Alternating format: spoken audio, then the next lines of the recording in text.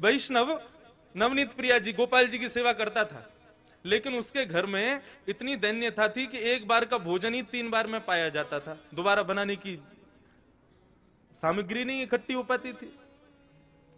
अब उसका कोई एक मित्र आया, वो पैसे वाला, उसने आकर के उससे कहा और भाई सब ठीक? बोले हाँ सब ठीक। बोले तुम्हारा दिन सुधर गए कि नहीं? बोले अब वैसे ही है भैया, क्या करें, एक समय रोटी बनती है उसी से शाम तक का गुजारा होता है। बोले अच्छा तुम पूजा वूजा करते हो क्या? बोले हाँ। बोले किसकी करते हो? बोले गोपाल जी, नवनीत प्रिया जी, लड्डू गोपाल, इनकी पूजा करता हूँ। हंसने लगा मित्र, इनकी सेवा करते हो? अरे ये भी बेचारे जब इनको पूतना मारने आई ना, स्तनों में विष लगा के, तो ये भी नेत्र बंद करके शंकर जी से मदद मांग रहे थे कि पूतना के स्तन के विष को तुम पी जाओ। अरे जो अपनी रक्षा स्वयं नहीं कर पाते, तुम्हारी रक्षा क्या करेंगे? इनसे बड़े शंकर जी हैं, शंकर जी को ले आओ, तुम उनकी सेवा शुरू कर दो। अब बेचारा मरता क्या नहीं करता, सब कर लेते हैं। शंकर जी ले आया दूसरे दिन, और नवनीत प्रिया जी लड्डू गोपाल जी को दूर एक जगह टेबल पे बिठा दिया। बोले तुम्हारी सेवा अब हो गई, तुमने तो कुछ किया नहीं, अब इनकी करेंगे हम।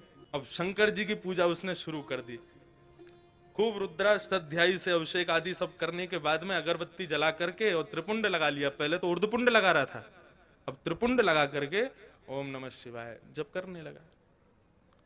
अब जैसे ही आंख खोल के देखा तो जो उसने अगरबत्ती जलाई थी उसका धुआं उड़ करके गोपाल जी के पास जा रहा था। अब वो धुआं है, वो तो कहीं भी जा सकता है।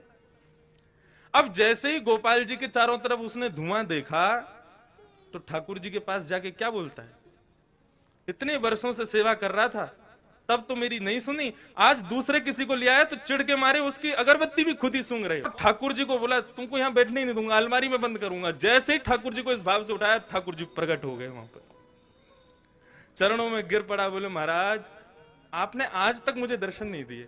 शंकर जी के आती दर्शन कैसे हो गए? बोले देख ये भेद बुद्धि मत रख, मुझ में शंकर जी में कोई भेद नहीं है, और शंकर जी आए इसलिए दर्शन दिए ऐसा भी नहीं है। तो बोले क्यों किए, फिर क्यों दिए दर्शन आज आप? बोले कल तक तुझे ये नहीं लगता था कि मेरी नांग सूंघती भी है, कल तक तुझे ये नहीं लगता था कि मुझे भी जलन हो सकती है, लेकिन आज तेरे भीतर ये भाव आया कि मैं चैतन्य हूं, ये अगरबत्ती मैं भी सूंघ रहा हूं, मुझ में भी एक जलनशीलता आई है, मतलब मैं साधारण मूर्ति नहीं, मैं चैतन्य हूं। जब तेरे हृदय में ये भाव आया तो मैं पीछे क्यों हटूं, मैं भी प्रकट हो गया, मैं भी क्यों मूर्ति तक रहूं? जब तू ही मुझे इतना ऊपर पहुंचा चुका है तो मैं भी प्रकट हो गया। तो ठाकुर जी का दूसरा स्वरूप भागवत कहती है चैतन्य।